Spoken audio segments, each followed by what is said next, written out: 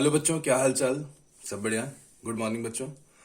बच्चों, अब हम लोग डायमेंशनल एनालिसिस में एक आखिरी वीडियो हमको बनाना है और आपका ये डायमेंशन अब खत्म हो जाएगा। उसके बाद हम नेक्स्ट चैप्टर का वीडियो अपना बनाएंगे।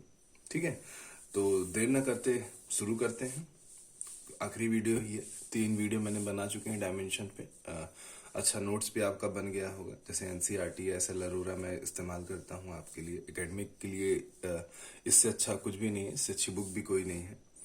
तो देर नहीं करते, शुरू करते हैं, बनाते हैं हम लोग अपना नेक्स्ट वीडियो। ये जो बच्चों हम टाइप लेने जा रहे हैं ना, इस टाइप में आपको डायमेंशनल एनालिसिस में होगा क्या कि कोई एक फिजिकल क्वांटिटी दी होगी और उसकी डिपेंडेंसी बताएगी कि वो फिजिकल क्वांटिटी इस फिगर पे डिपेंड करेगी। तो आप एक फॉर्मूला डिराइव करिए। ऐसा एक कुछ क्वेश्चन इसमें बनेगा, कॉमन सा क्वेश्चन बनेगा कि जैसे बोल दिया कि फोर्स एक फिजिकल क्वांटिटी है जो कि मास है, वेलोसिटी है, रेडियस पे डिपेंड करती है। तो डायमेंशन की मदद लेके आप इसका एक फॉर्मूला बना दीजिए। ठीक है, तो ऐसे डिपेंडेंसीज तो हम नहीं समझ पाएंगे। जैसे हम आप ही कह दें कि ये फिगर इस पे डिपेंड कर रहा है, आप फॉर्मूला बनाइए, तो ऐसे बन तो नहीं पाएगा। तो डायमेंशन की मदद से हम बना सकते हैं। तो देखिए, शुरू करते हैं। तो हेडिंग डाल दीजिएगा, to make the formula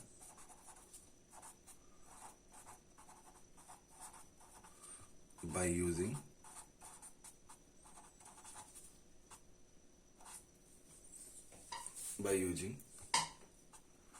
dimensional analysis. आप ऐसा भी कह सकते हो। ठीक। अब सबसे पहली बात देखिए, होता क्या है कि कोई भी फॉर्मूला जब बनता है ना, कैसे बनता है इस चीज को पहले समझिएगा। जब कोई फॉर्मूला बनता है तो सबसे पहली चीज आप कभी भी नोटिस करिएगा, तो उनमें जैसे मान लीजिए एक फिगर है आपका, कुछ भी मान लेते हैं एक्स है, ये फिगर है। तो सबसे पहले फॉर्मूले में डिपेंडेंसी आएगी। क्या आएगी? डिपेंडेंसी आती है। जैसे एक्स एक फिगर है, वो ए पे डिपेंड कर रहा है। ठीक है, तो डिपेंडेंसी हम किससे दिखाएंगे? प्रोपोर्शनल से दिखाएंगे। डिपेंडेंसी आएगी जैसे ए पे डिपेंड कर रहा है, बी पे डिपेंड कर रहा है, और किस पे डिपेंड कर रहा है? सी पे। ठीक। दूसरा, जब भी कोई फॉर्मूला बनेगा तो उनके बीच आपस में कैसा लगा होगा? मल्टीप्लीकेशन लगा होगा। और एक तीसरी चीज आएगी, पावर। तीसरी चीज क्या आएगी? पावर। ऐसे कोई फॉर्मूला बनता है, इस चीज को ध्यान रखिएगा। ठीक। हम क्वेश्चन जब कराएंगे तो आपको इतना आसान लगेगा ये कि आप समझेंगे कि हाँ यार, ये तो बहुत आसान सा टॉपिक था मेरे लिए। तो नोट्स बनाना शुरू किया जाए क्वेश्चन के माध्यम से। तो आपको ये चीज करनी है, आसानी से आप कोई फॉर्मूला पा सकते हैं। एक हम क्वेश्चन ले रहे हैं, आपको बताते हैं, शॉर्ट में लिखेंगे। ठीक है, अगर आप बुक में देखेंगे तो बड़ा लंबा सा लिखा रहता है, मगर इतनी बड़ा सा नहीं लिखेंगे। मगर आप जब बुक का क्वेश्चन पढ़ेंगे तो आपको समझ में तो आ ही जाएगा कि हाँ क्या लिखा है। जैसे हमने बोला कि फोर्स जो है वो डिपेंड करता है मास पे, वेलोसिटी पे और रेडियस पे। फॉर्मूला बताइए। ठीक। थोड़ा सा प्रिंसिपल ऑफ होमोजेनिटी की भी हम मदद लेंगे इसमें। देखिए, मगर आसान टॉपिक है, ये जान लीजिए। फोर्स डिपेंड करता है मास पे, वेलोसिटी पे और रेडियस पे। ऐसा लिख लिए। और हमको पावर नहीं पता तो हम पावर लिख लेते हैं ABC। अब हम देख रहे हैं कि अगर ये डिपेंडेंसी समझ में आ रही है, डिपेंडेंसी है, तो यहां एक प्रोपोर्शनल हटा के हम एक कांस्टेंट फिगर लगा सकते हैं। और आपको इतनी चीजें पता होगी कि कांस्टेंट डायमेंशन पे कोई फर्क नहीं डालेगा। इसका मतलब जो डायमेंशन इसका होगा वही डायमेंशन इसका होगा। आइए दोनों के डायमेंशन को इक्वेट करते हैं। इसका डायमेंशन कितना होगा? MLT -2। ठीक। कांस्टेंट से कोई फर्क नहीं पड़ेगा। मास का डायमेंशन m, पावर लगी है a। वेलोसिटी डायमेंशन कितना है? LT -1, पावर लगी है b। रेडियस मतलब L, पावर लगी है c। ठीक। इसको आप सॉल्व करिए। L की पावर b, T की पावर -b और L की पावर c, ऐसा आएगा। आप देख सकते हैं L 2 बार है तो पावर पावर ऐड हो जाए क्योंकि मल्टीप्लिकेशन है, और ये -b। और इधर हम चलते हैं तो क्या लिखा है? MLT -2 दिख रहा है। अब देखिए, बेस और बेस अगर सेम है तो पावर और पावर तो सेम होनी ही है। तो a इज इक्वल टू कितना हो गया 1। b प्लस सी की जगह आप ध्यान से देखिए तो आपको समझ में आएगा कि 1 लिखा है। और माइनस बी की जगह देखिए तो क्या लिखा है -2 लिखा है। माइनस से माइनस कैंसिल आउट हुआ। अब b की वैल्यू अगर यहां पुट कर दीजिए तो आपको c की वैल्यू पता चल गई -1। c मिल गया, b मिल गया और a मिल गया। अब अपने इसमें फिगर फॉर्मूले पे आइए जो यहाँ पे आपने लेट किया था। तो force is equal to k, a की वैल्यू 1 है, b की वैल्यू 2 है, c की वैल्यू -1। तो इसको हम लोग कुछ ऐसा बोल सकते हैं कि नहीं?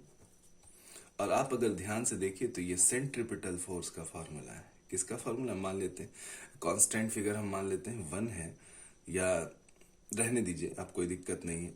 तो आप अगर इसको फिगर को देख सकते हैं तो ये किसका फॉर्मूला है? सेंट्रीपिटल का फॉर्मूला है। ये क्या है? सेंट्रीपिटल फोर्स है। समझ गए बच्चों? एक क्वेश्चन हो गया, ये क्वेश्चन नंबर 1 नोट कर लीजिएगा। अब हम नेक्स्ट क्वेश्चन चलते हैं। बहुत आसान टॉपिक है और फिजिक्स भी बहुत आसान होती है, ठीक है। क्वेश्चन नंबर 2 पे आते हैं। बोला क्या है? टाइम डिपेंड कर रही है किस पे? मास पे, लेंथ पे और ग्रेविटी पे। ये चीज बोल दी है, टाइम डिपेंड कर रहा है मास, लेंथ और ग्रेविटी पे। फॉर्मूला बनाइए जरा, चलिए देखते हैं। टाइम प्रोपोर्शनल है m l g, जैसे कि हम बताए थे आपको, पावर a b और c। अब टाइम का डायमेंशन अगर हम लोग लिखेंगे तो m0 l0 t लिखेंगे, प्रोपोर्शनल हटा कांस्टेंट लिख लीजिए। मास का डायमेंशन m, पावर a है, लेंथ का डायमेंशन l, पावर b है, ग्रेविटी मतलब एक्सेलरेशन होता है LT-2, पावर कितनी है? c है। ये k हो गया, m की पावर a और l की पावर b और l की पावर c और -2c, ऐसा लिख सकते हैं। k m की पावर a, l की पावर b प्लस c और t की पावर -2c। अब हम इधर से इक्वेट कर सकते हैं अपनी पावर्स को। a की जगह क्या लिखा हुआ है? देखने में लग रहा होगा कि 0 लिखा हुआ आ गया। b प्लस c की जगह क्या लिखा हुआ है? 0 लिखा है, तो इसको हमको यहां से मिलेगा b is equal to -c। और -2c की जगह 1 लिखा है, -2c की जगह 1 लिखा है, तो c इज इक्वल टू -1/2। तो c की वैल्यू अगर हम लोग यहां पुट करते हैं तो आप b की वैल्यू पाएंगे 1/2।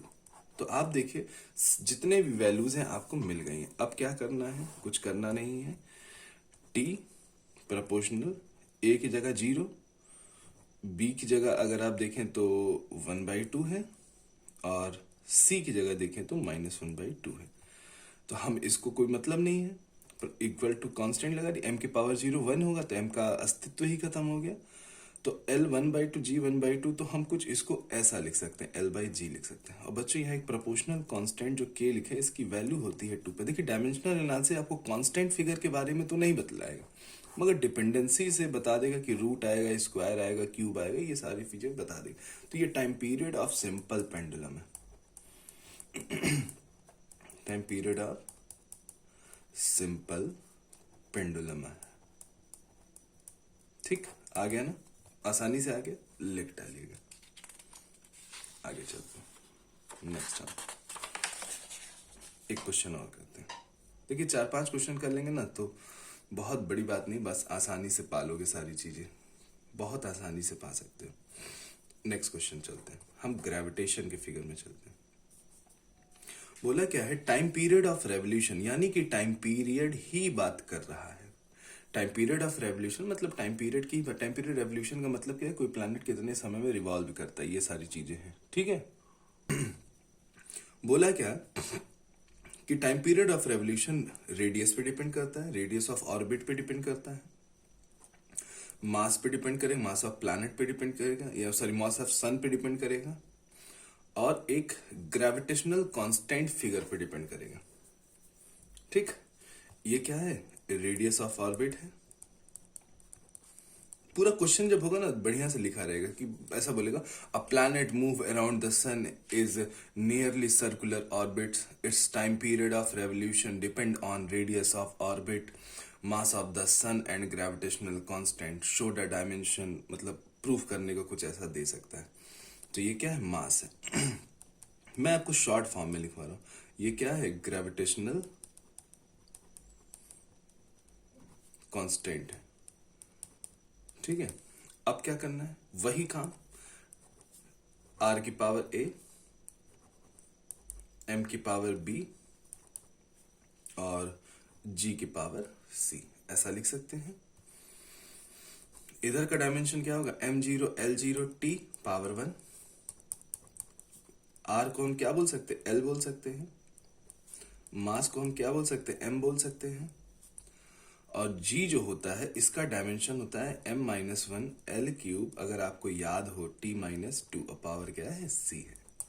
चलिए सबसे पहले हम, जल्दबाजी मत किया कीजिए, इत्मीनान रखेंगे तो क्वेश्चन आसानी से सॉल्व होंगे। ठीक, ऐसा लिख सकते हैं। अब आप सबसे पहले m फिगर को लिखिए, m दिख रहा है ना दो बार, b और ये, तो m की पावर हो गई b-c। फिर l फिगर को देखिए, l a है ना, और यहां पे 3c है तो प्लस 3c हो गया, और t की power -2c, m0 l0 t की पावर 1, और आपको यहां पे प्रूव करना है t² प्रोपोर्शनल r3, ये आपको प्रूव करना है। ठीक, तो अब आप ध्यान से देखिए, b-c is equal to, b-c की जगह आप क्या लिख सकते हो, 0 लिख सकते हो, तो b इज इक्वल टू क्या आता है, c आता है। अब a प्लस 3c, उसकी जगह क्या लिख सकते हो, 0, तो a is equal to -3c आता है।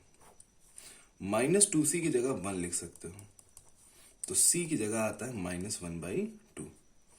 ठीक, और c की वैल्यू अगर पुट कर दे -1/2, माइनस से माइनस कट गया तो a की वैल्यू आ जाती है 3/2 आ जाती है।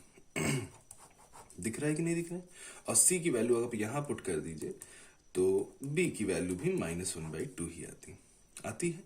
अब आप कुछ नहीं करना है, अपने प्रोपोर्शनल थीम में रखिए उस चीज को। a की जगह क्या रख सकते हैं, 3/2, b की जगह क्या रख सकते हैं, -1/2, c की जगह क्या रख सकते हैं, -1/2। तो आपको ये प्रूव करना है। तो बच्चों ध्यान देखिए, मास और g ये कांस्टेंट है, तो t प्रोपोर्शनल आया 3/2, और ये 1/2 को अगर हम इधर लेते हैं तो ये t² बनेगा और ये r³ बनता। देखिए प्रूव होता है कि नहीं, ये 1/2 को अगर हम इधर लेते हैं स्क्वायर बनेगा और ये r³ है, ये प्रूव हो जाता है कि नहीं। यही चीज आपको क्या करनी थी, प्रूव करनी थी। आ गया आसानी से।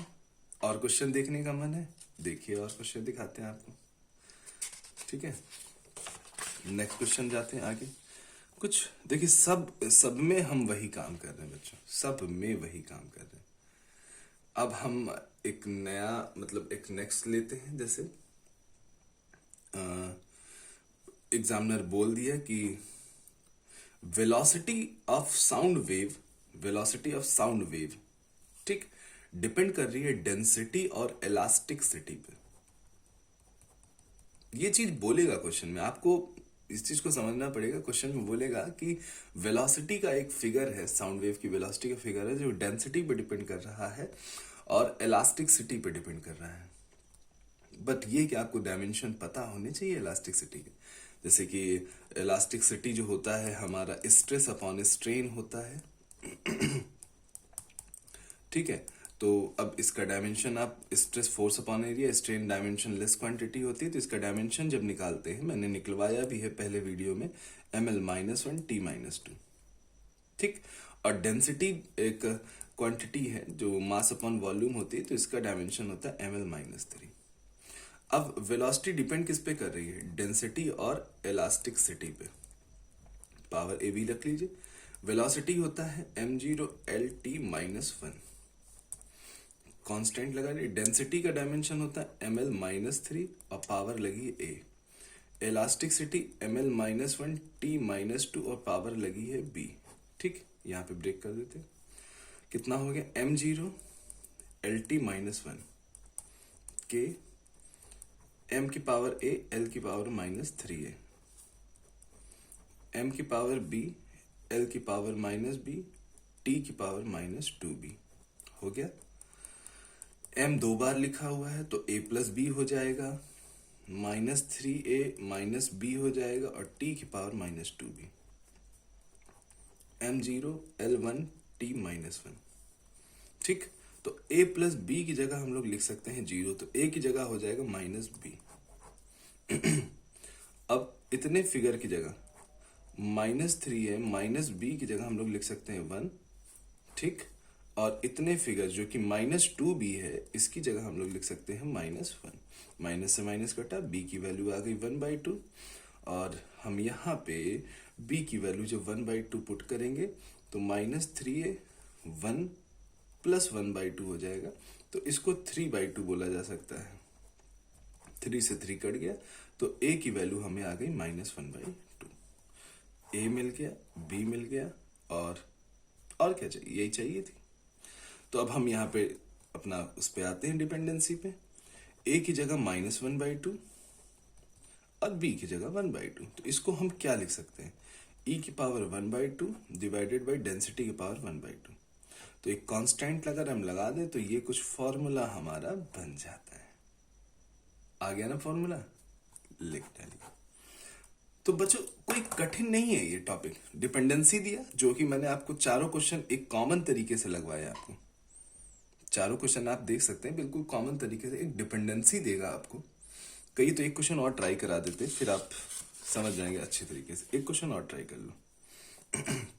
जैसे हम बोले कि वेलोसिटी डिपेंड्स ऑन वेवलेंथ और डेंसिटी और ग्रेविटी, ऐसा बोल दिए। तो वेलोसिटी प्रोपोर्शनल वेवलेंथ डेंसिटी और gravity power A B C, देखिए वही काम कर दिया हमने। फिर वेलोसिटी का dimension m zero L T minus one लिख सकते हैं। वेव लेंथ लेंथ होता है पावर ए, डेंसिटी अभी आपने लिखा ml minus three power B, gravitational acceleration L T minus two power सी।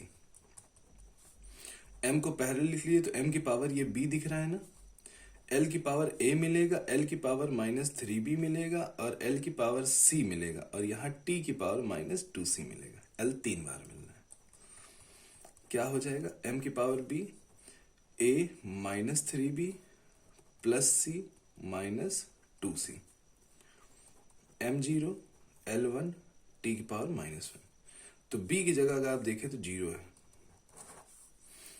इतने फिगर देखें, a -3b plus c is equal to 1 और -2c की जगह -1, माइनस से माइनस कटा, c इज इक्वल टू कितना है 1/2। अब यहां रख दीजिए, b की वैल्यू 0 और c की वैल्यू 1/2 है। तो a इज इक्वल टू, ये तो पूरा टर्म 0 हो गया, 1 - 1/2, इसको 1/2 ही बोल सकते हैं। तो a की वैल्यू 1/2 आ गई, c की वैल्यू b की वैल्यू सब मिल गई आपको। तो अब आप देख सकते हैं प्रोपोर्शनल a की जगह 1/2 और b की जगह 0 और c की जगह 1/2। तो ये d की पावर 0 1 हो जाएगा। तो वेलोसिटी प्रोपोर्शनल 1/2 1/2, इसको हम कांस्टेंट फिगर और हम कुछ ऐसा लिख सकते हैं। आ गया एक रिलेशन, मिल गया ना, लिख डालिएगा। ठीक बच्चों, तो ये डायमेंशनल एनालिसिस पूरी तरीके से खत्म होता है। अब हम बहुत जल्दी आपके नेक्स्ट वीडियो पे आएंगे। ठीक है, थैंक यू।